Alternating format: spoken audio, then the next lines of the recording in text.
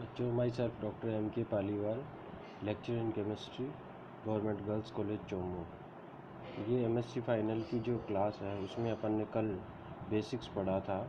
आज हम उसके बेसिक का एक पार्ट बच गया, डिग्री ऑफ फ्रीडम, उसको पढ़ के हम स्टार्ट करते हैं अल्ट्रावायलेट विजिबल स्पेक्ट्रोस्कोपी।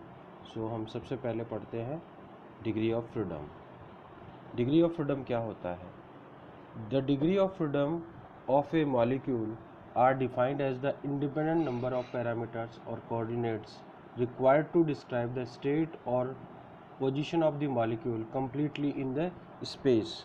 मीन्स किसी भी मॉलिक्यूल की स्पेस यानी कि आकाश या दिक् में जो पोजीशन है या उसकी स्टेट है वो कम्प्लीटली डिफाइन करने के लिए जिन न्यूनतम निर्देशांकों की या पैरामीटरों की आवश्यकता होती है उसे डिग्री ऑफ फ्रीडम कहते हैं। जैसे हम बात करें कि कोई नाली में चल रही है कोई बॉल, तो उसको डिफाइन करने के लिए, उसकी पोजीशन डिफाइन करने के लिए एक पैरामीटर की आवश्यकता है, और यदि कोई मच्छर है एनवायरनमेंट में तो उसकी पोजीशन डिफाइन करने के लिए हमें 3 निर्देशांकों की आवश्यकता होगी। इस प्रकार जितने न्यूनतम निर्देशांकों की आवश्यकता होती है उसे डिग्री ऑफ फ्रीडम कहते हैं। उसको निकालने के लिए हम बात करते हैं an atom containing gaseous molecule has total degree of freedom 3n। जो गैसियस मॉलिक्यूल होता है उसकी total number degree of freedom जो होता है वो 3n होता है, जहाँ पर n जो है वह नंबर ऑफ एटम्स है। इनमें से ट्रांसलेशन डिग्री ऑफ फ्रीडम किसी गैसियस मॉलिक्यूल के लिए होता है 3, भले ही वो लीनियर हो या भले ही वो नॉन लीनियर मॉलिक्यूल हो। और लीनियर गैसियस मॉलिक्यूल के लिए रोटेशनल डिग्री ऑफ फ्रीडम का मान होता है 2, जबकि नॉन लीनियर जो गैसियस मॉलिक्यूल होता है उसके लिए रोटेशनल डिग्री ऑफ फ्रीडम का मान होता है 3। अतः कोई मोनोएटॉमिक गैसियस मॉलिक्यूल है तो उसके लिए टोटल डिग्री ऑफ फ्रीडम का मान 3 होगा, और वो सारी की सारी ट्रांसलेशन डिग्री ऑफ फ्रीडम का होंगी, क्योंकि यहाँ पर n का मान 1 हो जाएगा। अब हम बात करते हैं टोटल डिग्री ऑफ फ्रीडम क्या होता है। टोटल डिग्री ऑफ फ्रीडम का मान जो होता है वो translational degree of freedom, rotational degree of freedom और वाइब्रेशनल डिग्री ऑफ फ्रीडम का सम होता है। तो वाइब्रेशनल डिग्री ऑफ फ्रीडम क्या हो जाएगा, क्योंकि हमने कहा कि टोटल डिग्री ऑफ फ्रीडम का मान 3n होता है, तो टोटल में से अगर रोटेशनल और ट्रांसलेशनल डिग्री ऑफ फ्रीडम को अगर निकाल देंगे तो हमारे पास वाइब्रेशनल डिग्री ऑफ फ्रीडम का मान आ जाएगा। So vibrational degree of freedom is equal to 3n minus translational degree of freedom plus rotational degree of freedom. अब हम बात करते हैं कि ऊपर के इस फॉर्मूले से अपन कैसे निकाल सकते हैं वाइब्रेशनल डिग्री ऑफ फ्रीडम। तो जो लीनियर पॉलीएटॉमिक मॉलिक्यूल होता है उसके लिए वाइब्रेशनल डिग्री ऑफ फ्रीडम का मान 3n-5 हो जाएगा। क्यों? क्योंकि यहाँ पर 3 तो हो जाएगा लीनियर मॉलिक्यूल के लिए ट्रांसलेशनल डिग्री ऑफ फ्रीडम और 2 हो जाएगा उसका रोटेशनल डिग्री ऑफ फ्रीडम। तो हमारे पास vibrational degree of freedom for linear polyatomic molecule is equal to 3n-5। ठीक इसी तरह से नॉन लीनियर पॉलीएटॉमिक मॉलिक्यूल के लिए वाइब्रेशनल डिग्री ऑफ फ्रीडम निकालने के लिए हमारे पास जो फॉर्मूला होगा वो होगा 3n-6। यहाँ पर 6 इसलिए है क्योंकि आप जानते हो ट्रांसलेशनल डिग्री ऑफ फ्रीडम का मान तो हमेशा 3 ही होता है, पर जो नॉन लीनियर मॉलिक्यूल होता है उसके लिए रोटेशनल डिग्री ऑफ फ्रीडम का मान भी 3 होगा, तो 3n-6 हो जाएगा।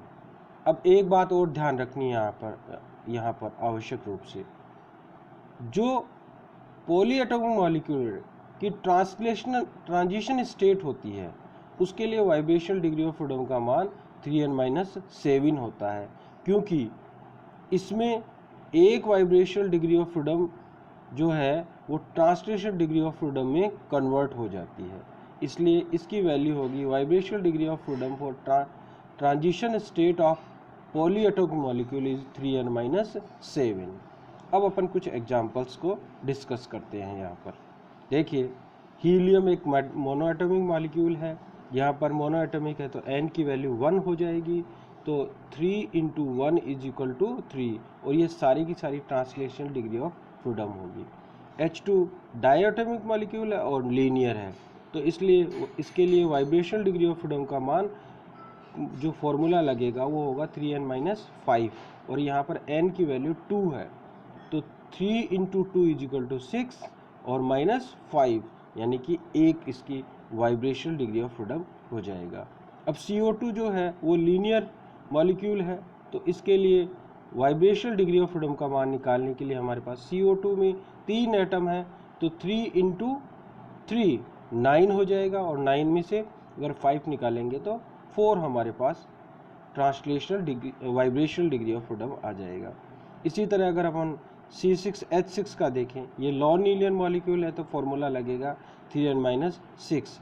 देखिए 6 इसमें कार्बन है और 6 इसमें हाइड्रोजन है, तो हमारे पास टोटल 12 एटम हो जाएंगे, तो 12 3 36 -6 इज इक्वल टू 30 इसकी वाइब्रेशनल डिग्री ऑफ फ्रीडम हो जाएगी।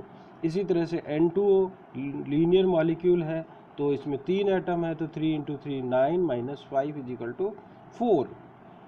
इसी तरह NO2 जो नॉन लीनियर मॉलिक्यूल है, तो इसके लिए क्या हो जाएगा 3 into 3 9 -6 is equal to 3।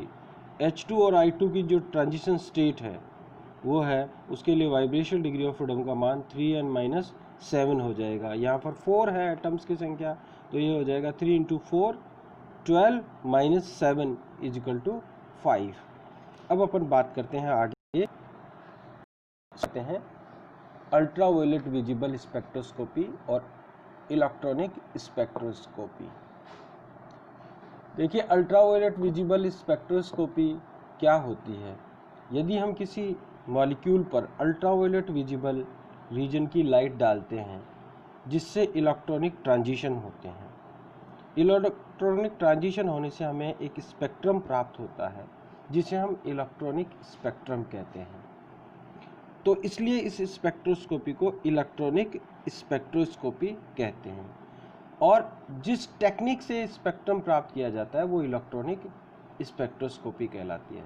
Simple सी बात है, अगर हम अल्ट्रावायलेट विजिबल रीजन की लाइट किसी मॉलिक्यूल पर डालते हैं जिससे इलेक्ट्रॉनिक ट्रांजिशन हो गए, इलेक्ट्रॉनिक ट्रांजिशन होने से हमारे को इलेक्ट्रॉनिक स्पेक्ट्रम प्राप्त होंगे, और जिस टेक्निक से ये इलेक्ट्रॉनिक स्पेक्ट्रम प्राप्त किया जाता है उसे इलेक्ट्रॉनिक स्पेक्ट्रोस्कोपी कहते हैं। क्योंकि इलेक्ट्रॉनिक स्पेक्ट्रम प्राप्त करने के लिए या इलेक्ट्रॉनिक स्पेक्ट्रोस्कोपी में हम जो लाइट यूज करते हैं वो होती है अल्ट्रावायलेट विजिबल रीजन की लाइट, अतः इस स्पेक्ट्रोस्कोपी को हम अल्ट्रावायलेट विजिबल स्पेक्ट्रोस्कोपी भी कहते हैं। इसका जो मेन एप्लीकेशन है वो है डिटेक्शन ऑफ कॉन्जुगेशन, कि कॉन्जुगेशन को हम डिटेक्ट करते हैं। उसके बाद अल्ट्रावायलेट विजिबल रीजन की जो लाइट है उसका रेंज क्या होता है वो देख लेते हैं। 200 नैनोमीटर से लेकर 390 नैनोमीटर तक तो अल्ट्रावायलेट रीजन की लाइट होती है, और 390 से 780 नैनोमीटर तक विजिबल रीजन की लाइट होती है। अगर मोटा मोटा आप याद रखो तो 200 से 400 नैनोमीटर अल्ट्रावायलेट विजिबल और 400 से 800 अल्ट्रावायलेट रीजन, 200 से 400 अल्ट्रावायलेट रीजन और 400 से 800 विजिबल रीजन की लाइट हम बोल सकते हैं। इसमें जो सोर्स यूज होता है, यानी कि हमें अल्ट्रावायलेट रेडिएशन की जो लाइट प्राप्त करते हैं उसका सोर्स क्या होता है, इसके लिए हम हाइड्रोजन ड्यूटेरियम डिस्चार्ज लैंप लेते हैं, और विजिबल रीजन की अगर लाइट हमें प्राप्त करनी है तो टंगस्टन फिलामेंट यूज़ करते हैं। मैं इस बारे में आपको पहले भी बता चुका हूँ। जो बेस्ट सॉल्वेंट होता है, यानी कि जिसमें अपन अपना सैंपल डिज़ोल्व करते हैं और जिससे हम स्पेक्ट्रम प्राप्त करते हैं, वो होता है अल्ट्रावायलेट विजिबल स्पेक्ट्रोस्कोपी में 95% एथेनॉल। इसके अलावा हम वाटर और साइक्लोहेक्सेन भी काम में लेते हैं। अब हम बात करते हैं कि एथेनॉल ही हम सॉल्वेंट के रूप में कैसे काम क्यों लेते हैं, या एथेनॉल ही इतना अच्छा क्यों होता है। एक तो ये बहुत चीप होता है, यानी सस्ता आराम से मिल जाता है। दूसरा ये 210 माइक्रोमीटर नैनोमीटर तक जो है वह क्या होता है, ट्रांसपेरेंट होता है, यानी कि ये 210 नैनोमीटर की लाइट भी एब्जॉर्ब नहीं करता है।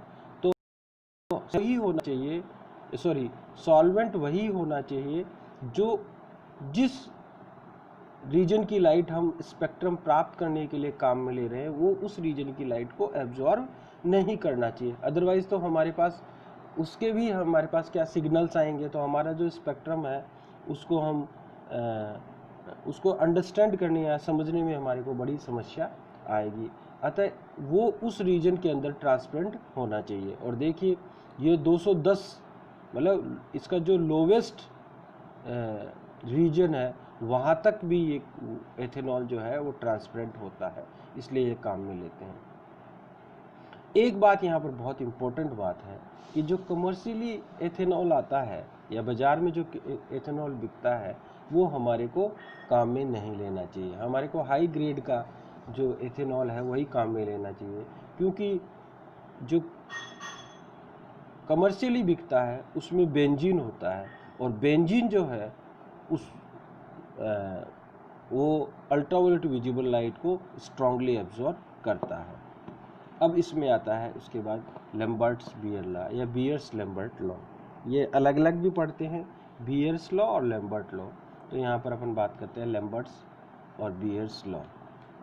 इसके अनुसार when a beam of monochromatic light is pass through a homogeneous absorbing medium then the rate of decrease in the intensity of light with thickness of medium is directly proportional to the intensity of incident light and concentration of the solution। देखिए यहाँ पर कितनी condition है, मतलब beam of monochromatic light, ऐसी light जिसकी wavelength fix होनी चाहिए, फिर होमोजीनियस एब्जॉर्बिंग मीडियम होना चाहिए, यानी कि हमने जो सॉल्यूशन बनाया है सैंपल का सॉल्वेंट में डिज़ोल्व करके वो होमोजीनियस होना चाहिए, उसके हर पार्ट की जो कंसंट्रेशन होनी चाहिए वो है सेम होनी चाहिए, होमोजीनियस होना चाहिए। अदरवाइज तो हमारे जो रिजल्ट्स हैं वो सही नहीं आएंगे।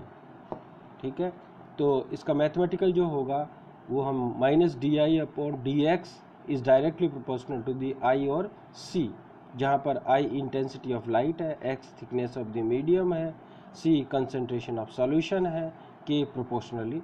अब यहाँ पर जो k है वो प्रोपोर्शनली कांस्टेंट है। ऊपर वाली इक्वेशन को सॉल्व करते हैं तो -di/dx इज KIC होता है, प्रोपोर्शनल निशान हटाते हैं तो एक कांस्टेंट आता ही है। इसको रीअरेंज करते हैं तो हमारे पास -di/i इज KC/dx हो जाएगा। इसको इंटीग्रेट करते हैं तो इस प्रकार से हमें इंटीग्रेट करनी है, इंटीग्रेशन i0 से i, so -di/i is KC को हम बाहर ले लेते हैं क्योंकि ये दोनों कांस्टेंट है, हम हमारी कंसंट्रेशन को जो भी रखना चाहें वो रख सकते हैं। और dx की वैल्यू x बराबर 0 टू x बराबर x तक हम लेते हैं। इसको फिर आगे सॉल्व करते हैं तो हमारे पास आता है ln i0 से लेकर i तक इज KC इंटू x। अब हम इसको ये कर सकते हैं -ln upper limit to lower limit, तो -ln i/i0 is KC x। इसका दूसरा सॉल्यूशन ये भी हो सकता है, माइनस का निशान अगर हट जाएगा तो जो नीचे वाली वैल्यू है ऊपर चली जाएगी, ऊपर वाली जो है वो नीचे आ जाएगी। सो ln i0/i is KC into x। अब ये इसका x एक और सॉल्यूशन है, ln i0 minus ln i is KC into x। अब इसको टोटल लॉग में कन्वर्ट करते हैं तो 2.303 लॉग i0/i इज KCx। और इसका दूसरा फॉर्म ये हो जाएगा, हम 2.303 को इधर ले जाएं तो हमारे पास log i0/i is K/2.303 into C into x हो जाएगा। x की जगह पर L भी ले सकते हैं और K/2.303 ये भी कांस्टेंट है तो इसकी जगह हम एक अलग कांस्टेंट ले लेंगे। तो हमारे पास माना log i0/i एब्जॉर्बेंस है, तो हमारे पास जो फॉर्मूला आएगा वो आएगा A is epsilon C into L। A absorbance है, ये जो यूनिटलेस होगा, T जो है इसका उल्टा जो होगा ट्रांसमिटेंस जो है वह है, इप्सिलॉन जो है वो मोलर एक्सटिंक्शन कॉफिशिएंट है। तो हमारे पास जो फॉर्मूला होगा वो A इज इप्सिलॉन CL हो जाएगा बियर लैम्बर्ट लॉ के लिए। और इसको अपन ऐसे भी लिख सकते हैं A इज log 1/T। तो a is equal to minus log TB हो जाएगा। ये भी एक अलग अलग, ये मुख्य रूप से 3 फॉर्म हमारे पास बियर लैम्बर्ट लॉ की हो गई है। अब हम बात करते हैं आगे applications of Beer Lambert law. तो 2 एप्लीकेशन से है डिटरमिनेशन ऑफ अननोन सैंपल। देखिए कैसे हम अननोन सैंपल की डिटरमिनेशन कंसंट्रेशन को डिटरमाइन कर सकते हैं। हम हमारे पास जिस सॉल्यूशन की कंसंट्रेशन डिटरमाइन करनी है उस सॉल्यूशन के अलग अलग हम नॉन के कंसंट्रेशन सॉल्यूशन बनाते हैं और एक एक करके उनके एब्जॉर्बेंस निकाल लेते हैं। तो हमारे पास एक ग्राफ प्राप्त हो जाएगा एब्जॉर्बेंस और कंसंट्रेशन के बीच में। फिर ग्राफ प्राप्त होने के बाद अननोन की हम एब्जॉर्बेंस निकाल सकते हैं।